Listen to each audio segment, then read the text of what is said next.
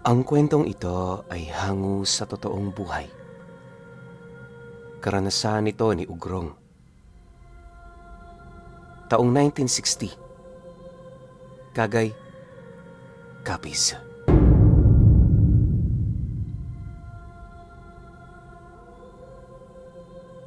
Itong mga panahong ito, nasa edad 18 anyos pa lamang itong si Ugrong. Sa murang edad, marami na siyang pinagdaan ng hirap makatulong lang sa kanyang mga magulang. Kung kani-kanino na rin siya noon nanilbihan, pero hindi pa rin sapat yung kanyang kinikita. Dahil dito, pilit siyang naghanap ng paraan upang matustusan ang mga pangangailangan ng kanyang mga kapatid at magulang.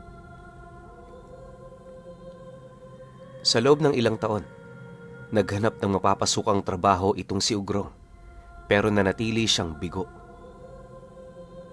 Akala niya habang buhay na lamang siyang magpapalaboy-laboy sa lugar nila, subalit dumating ang isang araw na meron siyang nakilalang isang matandang lalaki na nag-alok sa kanya ng trabaho sa lugar ng Ivisan. Malayo yun sa kanila, pero dala ng pangangailangan, napilitan siyang yon ay patulan. Ayon sa matanda, simple lang ang kanyang gagawin sa lugar at yon ay walang iba kundi ang tumulong sa pagkokopra. Marami rin silang nagbabantay roon, kaya na may kahit papaano, wala rin siyang dapat na ipag-alala. Dagdag pa nito na, kung gusto niyang makalikom ng pera, mas mainam na tanggapin niya ito. Matapos naman yung marinig ni Ugrong, agad naman niyang inabisuhan ng matanda na kung maaari bigyan muna siya nito ng oras para makausap ang kanyang mga magulang. Kung siya lang kasi ang masusunod, papatusin niya ang trabahong yon na hindi na nag-iisip pa. Pero dahil nasa poder pa siya ng kanyang ama't ina, kinakailangan niya doong humingi ng permiso bago gumawa ng mga pagpapasya sa kanyang sarili. Dahil sa kanyang sinabi, tumango lang naman ang matanda habang mariin itong inilalahad na meron lang siyang isang araw. Kapag natapos ang araw na yon nang hindi siya nagpapakita, iisipin na nitong hindi siya interesado sa naging alok nito. Matapos naman nilang magkausap, agad namang umuwi si Ugrong sa kanilang pamamahay. Buong hapon niya doong hinintay ang mga magulang niya para makuha lamang ang magiging sagot nito. Sa pagsapit ng gabi noong mismong araw, hindi na siya nagpaligoy-ligoy pa sa nais niyang mangyari. Nang marinig naman ng kanilang padre de pamilya ang nais niyang gawin, iniwasan muna nitong magsalita upang pagbigyan ng panahon ng asawa nito na makapayo sa kanya. Hindi naglaon nang tumahimik na ang ina ni Ugrong. Dahan-dahan namang ibinaba ng kanyang ama ang hawak-hawak nitong sigarilyo habang nagwiwika sa kanya ng, Alam kong gusto mo lang makatulong. Mabuti yan, anak. Ipinagmamalaki kita dahil dyan. Pero sana pakinggan mo itong sasabihin ko sa'yo. Meron akong ikukwento ukol sa lugar na pupuntahan mo. Ikaw na ang bahalang magpasya kung tutuloy ka ba o hindi na. Matapos naman itong makapagsalita, dahan-dahan naman yung umupo sa harapan niya. Pagsilay nito sa kanyang mga mata, agad naman itong inilahad ang tungkol sa nalalaman nitong kwento ukol sa lugar ng Ivisan. Base sa salaysay ng kanyang ama, matagal na niyang naririnig ang tungkol sa matandang nang eengganyo sa mga taong magtrabaho sa lugar nito. Inaalok niya yon ng malaking halaga ng pera upang masigurong hindi na yon tatanggi. Kung iisipin, wala namang kakaiba sa ginagawa ng matandang yon. Pero lahat ng taong nahikayat nitong magtrabaho mula sa kanilang baryo, sa kasamaang palad, wala pang nakakabalik. Noong nagdaang taon, merong nakauwing matandang babae, pero hindi na nito nadatnan pa ang kanyang mga kadugo. Ayon sa kwento, 10 taon yung nagtrabaho noon, pero base sa taong ibinigay nito, 1 siglo na ang nakakalipas matapos ang unang pasok nito sa ilalim ng poder ng matanda. Marahil ay yun ang naging rason kung bakit hindi na nito nagawa pang masilayan ang kanyang mga kadugo. Ilang araw lang din ang itinagal ng matandang yon bago ito tuluyang bawian ng buhay. Dagdag pa ng kanyang ama, matapos nitong mamatay, ang naiwang bangkay nito ay mabilis na naagnas hanggang sa hindi naglaon, tuluyan na yung naging alikabok.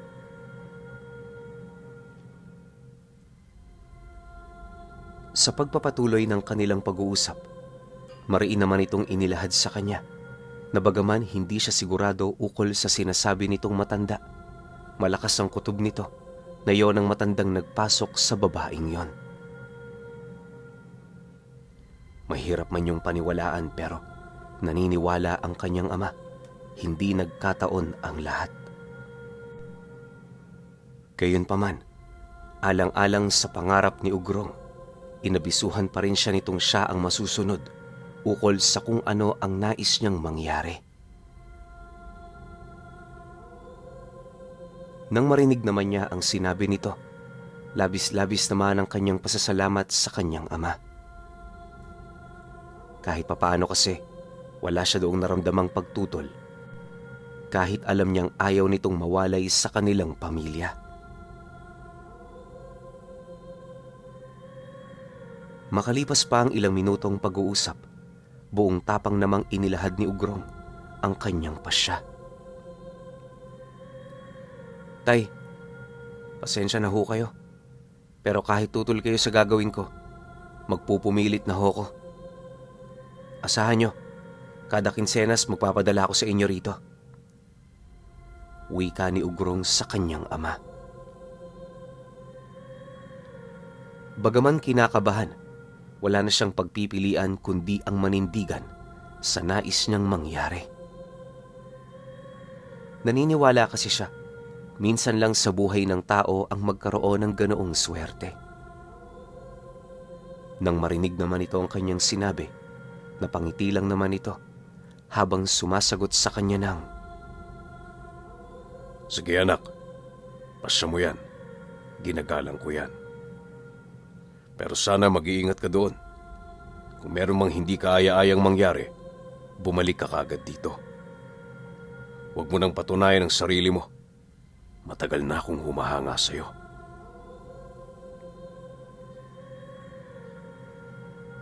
Matapos naman itong makapagwika, dahan-dahan naman yung tumayo para samahan siyang magligpit ng kanyang mga gamit. Sa pagsapit ng gabi, lahat ng mga kapatid niya ay halos hindi na makatingin ng diretso sa kanya. Bawat isa sa mga ito, nanlulumo sa kanyang gagawin, pero nakakaya nitong maging matatag alang-alang sa kanilang pamilya.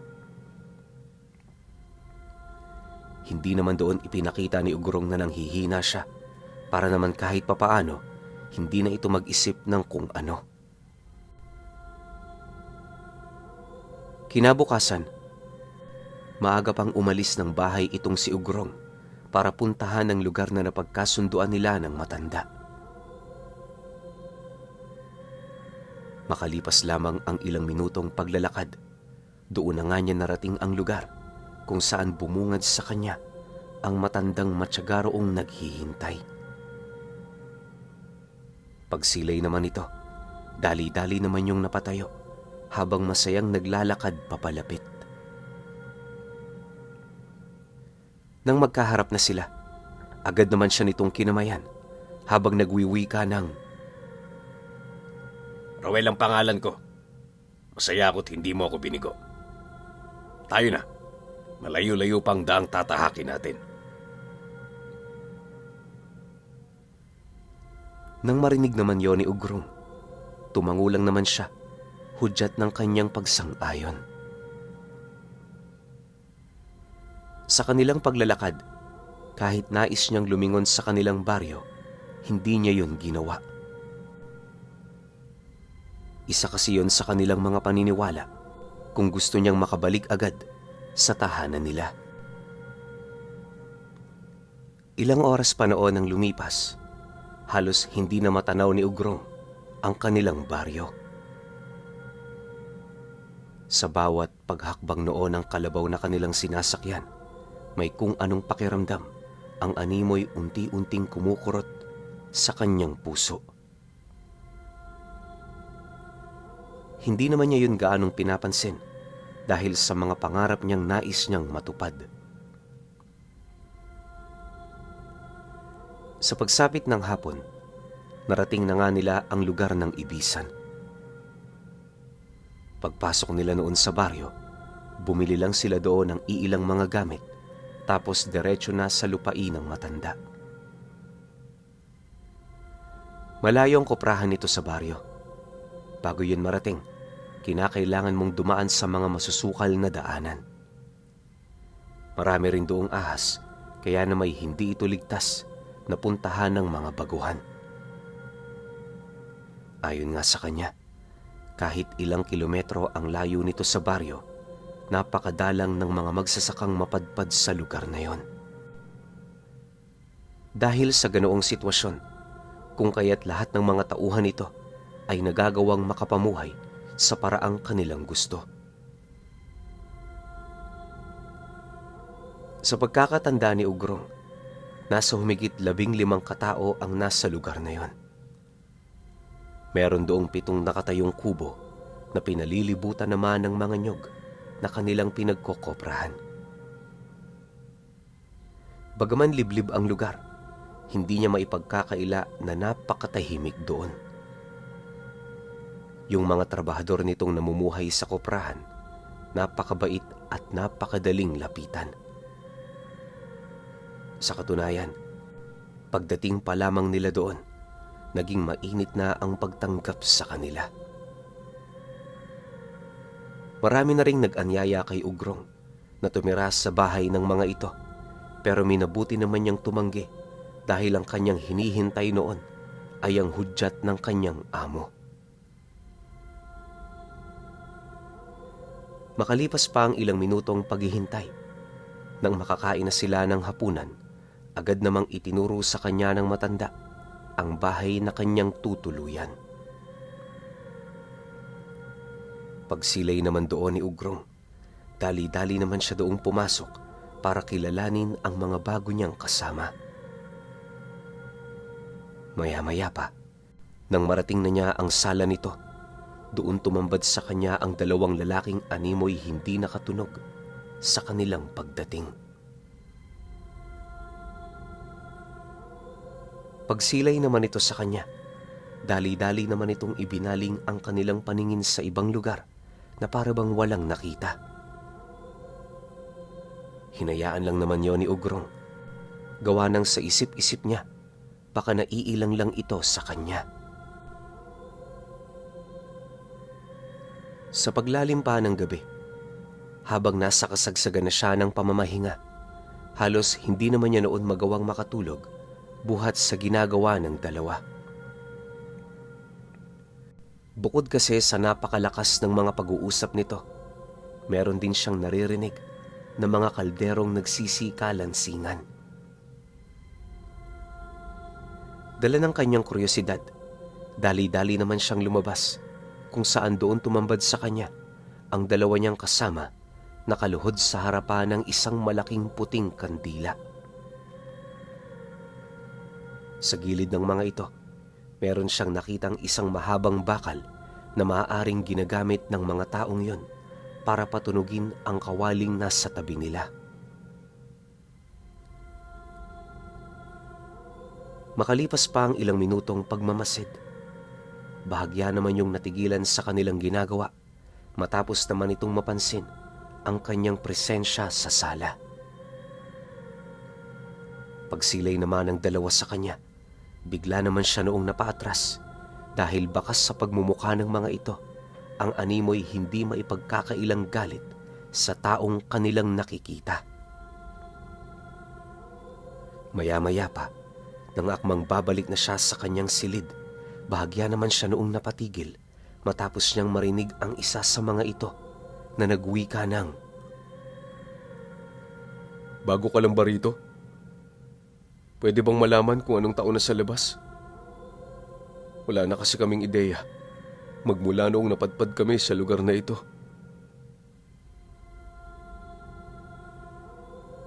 Nang marinig naman ni Ugrong ang sinabi ng lalaki, halos hindi naman siya makapaniwala, gawa ng ang buong akala niya, baguhan lang din ng mga ito sa lugar na yon. Makalipas pa ang ilang minuto, nang magkaroon na siya ng lakas ng loob na magsalita, seryoso naman siyang sumagot sa mga ito ng, Kakapasok ko lang ho eh. Bakit? Anong taon pa ba kayo rito nagsimula? Matapos namang marinig ng dalawa ang kanyang sinabi, bigla namang tumulo ang luha ng mga ito habang nananatiling walang imik.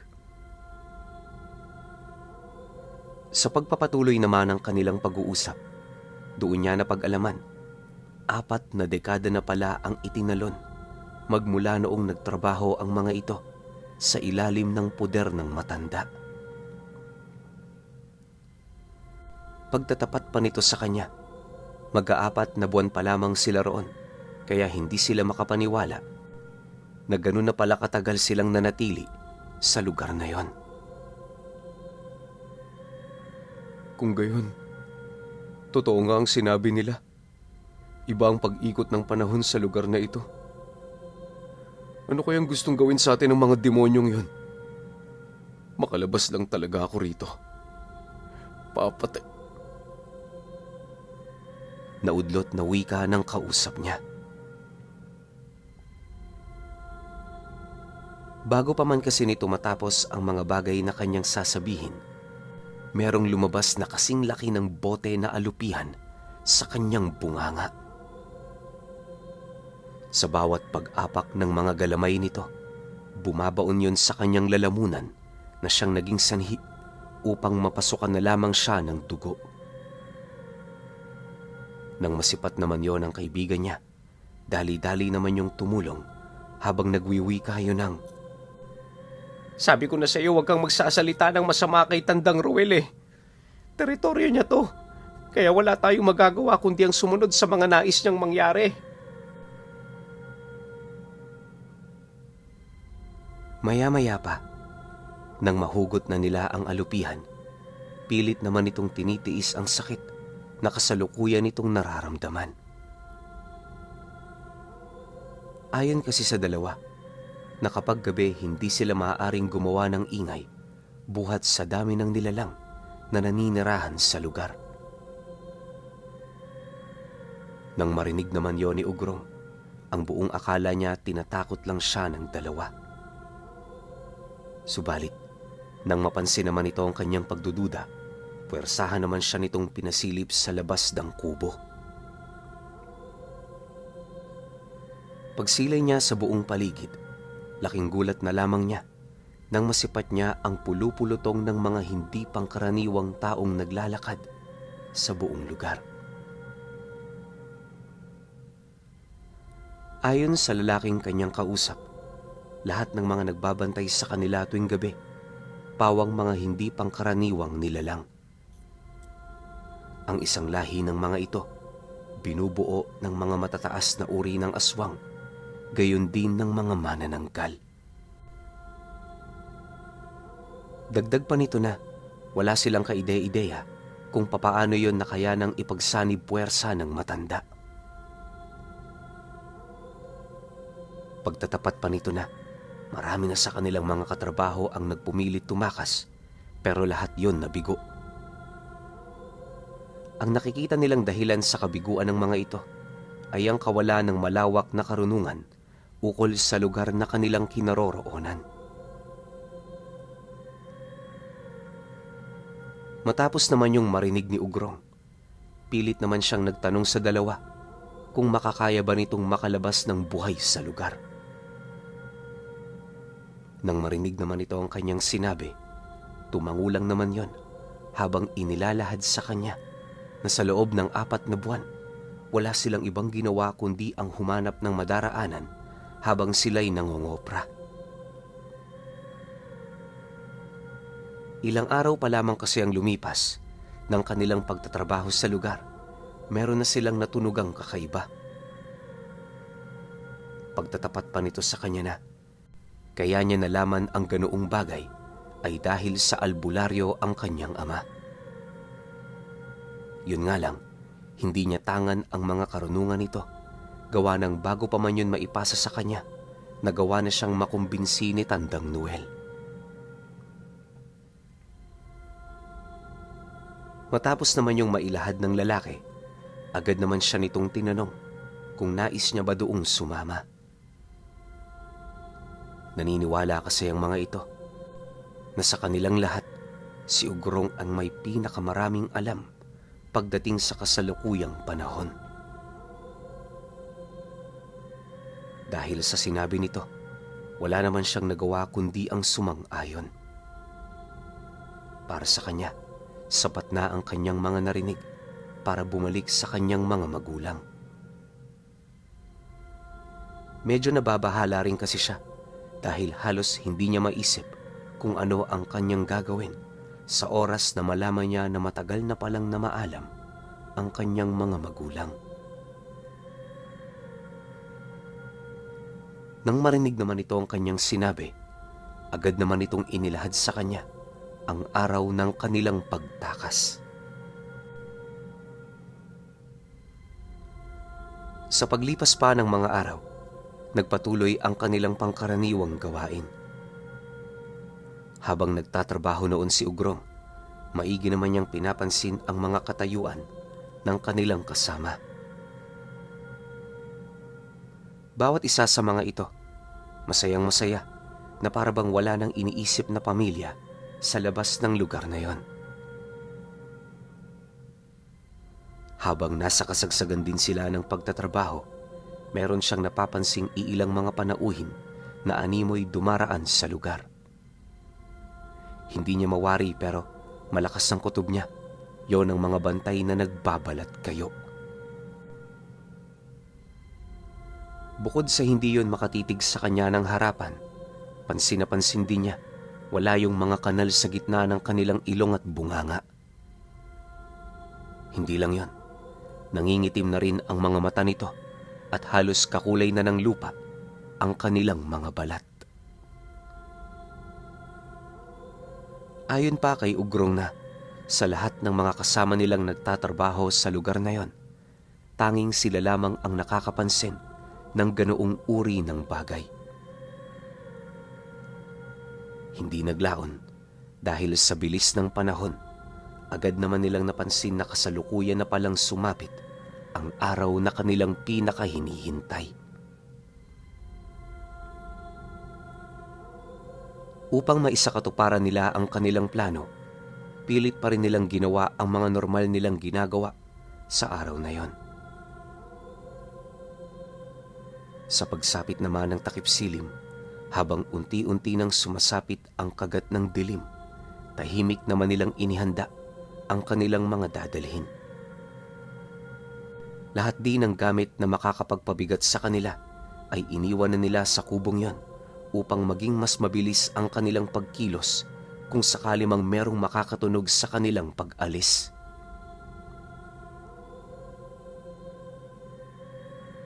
Ilang oras pa ang lumipas nang mapansin nilang nakalayo na ang paunang gwardyang nagbabantay.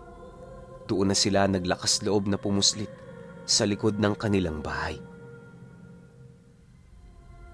Maya-maya pa, nang makalabas na sila, agad naman nilang tinahak ang daan patungong kakahuyan. Iisang lugar lang doon ang hangad nilang marating. At yon ay ang malalim na ilog na umaagos patungong baryo. Kung susundan kasi nila ito, nasisiguro nilang makakaya nilang makalabas ng lugar nang hindi nagagalusan. Habang tinatahak nila noon ang daan, maigi naman nilang pinakikiramdaman ang buong paligid. Sa pagdating naman nila sa bukana ng kakahuyan, dali-dali naman sila doong pumasok at kasabay nito ang pagrinig nila sa malalakas na pag-atungal ng mga aswang. Sa puntong yon, hindi na sila nagsayang pa ng oras, gawa ng alam nila sa kanilang mga sarili na sa sandaling maabutan sila ng mga ito, paniguradong yun na ang magiging katapusan ng kanilang mga buhay. Kahit hindi nila gaanong bistado ang lugar, pilit nila yung tinahak, masigurong makalayo lamang sila sa mga nilalang na yon. Ngunit, ilang minuto pa noon ang lumipas ng kanilang pananakbo, napansin naman nilang nasa itaas na nilang bahagi ang mga aswang. Habang pinagmamasdan sila ng mga ito, bakas sa pagmumukha ng mga nilalang na yon ang matinding galit buhat sa kanilang ginawa. Gayunpaman, hindi sila doon nagpatinag, sa halip ipinagpatuloy na lamang nila ang kanilang mga nasimulan.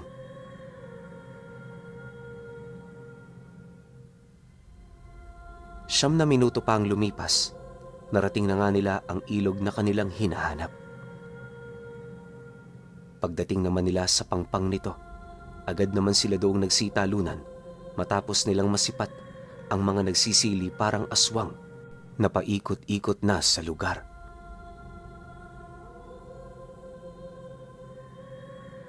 Maya-maya pa, pag-ahon naman noon ni Ugrong, agad naman niyang nasipat ang isang aswang na papasugod na patungo sa kanyang kinaroroonan. Dahil dito, mabilis naman siyang sumisid papailalim upang tumakas. Kahit nakakainom na siya noon ng tubig, pinilit niya ang kanyang sariling wag umahon, gawa ng kahit nasa ilalim na siya, rinig na rinig niya pa rin ang pag-aangil ng mga nilalang na yon. Hindi naglaon, unti-unti na ring nandilim ang kanyang paningin, buhat sa kawalan ng hangin. Nang akmang aahon na siya papaitaas, hindi niya na yun nagawa pang makayanan na siyang naging sanhi upang maagos siya ng rumaragasang puwersa ng tubig. Akala ni Ugrong katapusan na niya noong mismong oras na yon, pero sa kabutihang palad, bago pa man siya mamatay sa pagkalunod, nadala na siya ng ilog sa mababaw na parte nito sa unahang bahagi ng baryo.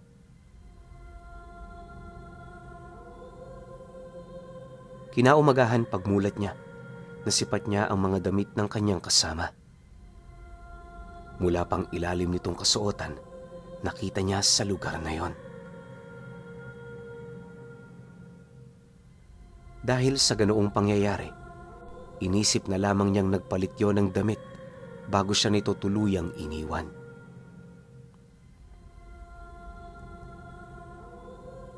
Ilang oras pa ang dumaan, agad namang tinahak ni Ugrong ang daan papauwi.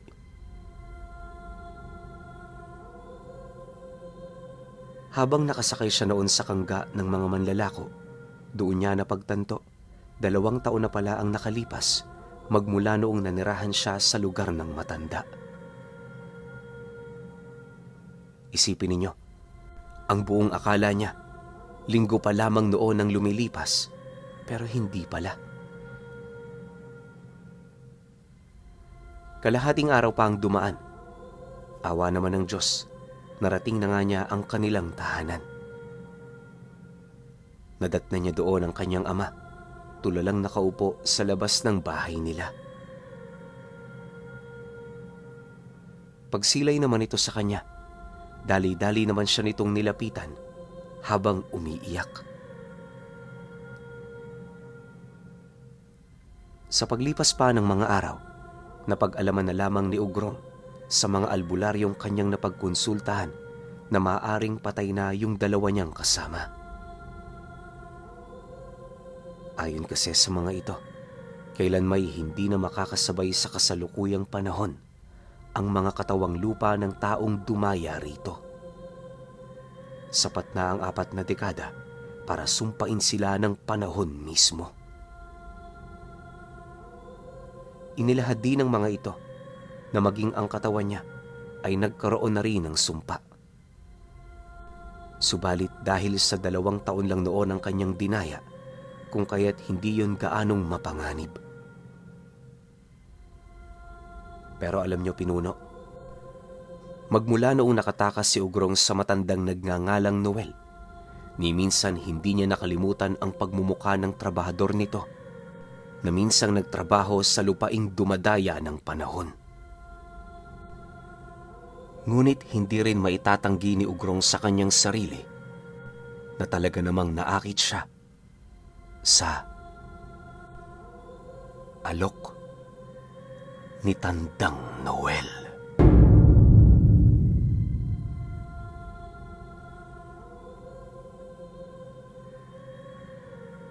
Okay, opinyon ko sa kwento. Pasensya ha, 30-minute lang yung nilapag natin kasi marami pa tayong gagawin, no? Masasabi ko lang sa kwento na to, kahit sino naman siguro, di ba? Masisilaw talaga kapag nalaman mo na sobrang laki ng sahod mo, tapos yung workload mo, parehas lang din naman. Tulad ng mga kapatid natin, OFW. Diba, yung iba, helper dito pero ang liit ng sahod. Pero pag nag-helper ka sa ibang bansa, do marami kang kailangang isakripisyo, mas malaki, 3 o 4 na beses yung laki ng sahod mo. Tapos libre pa lahat. Diba, hawak ka pa ng agency. Diba, yun lang. Pero ang kailangan mo isakripisyo para dun sa times 3, times 4 na sahod mo, yung pangungulila mo sa pamilya mo. Diba, syempre araw-araw mamimiss mo yan na kung hindi mo sana ginawa yun, kasama mo sila. Pero kung hindi mo gagawin yun, wala ka naman ipapakain sa kanila. Diba, so parang ang hirap timbangin ng sitwasyon ng mga OFW na nakikita ko kay Ugrong na gusto niyang tumulong sa pamilya niya, gusto niyang mapagaan yung buhay ng pamilya niya, pero no choice siya. Diba, kailangan niya lumayo, kailangan niya magtrabaho sa ibang lugar para yung kinikita niya dumoble o triple. Diba, pwedeng ganun yung nakita ko sa kwento na to. So para sa akin, bayani si Ugrong kasi handa niyang isakripisyo yung sarili niya para sa ikabubuti ng kapakanan ng pamilya niya. Alam niyo naman na ugali talaga natin yung mga Pilipino, kaya pasok na pasok tong kwento ni Ugrong para sa mga kapatid nating OFW. Pero kayo pa rin, kung may opinyon kayo sa kwentong ito, comment nyo lang sa baba. Yun lang. Hanggang sa susunod na kwento. Salamat.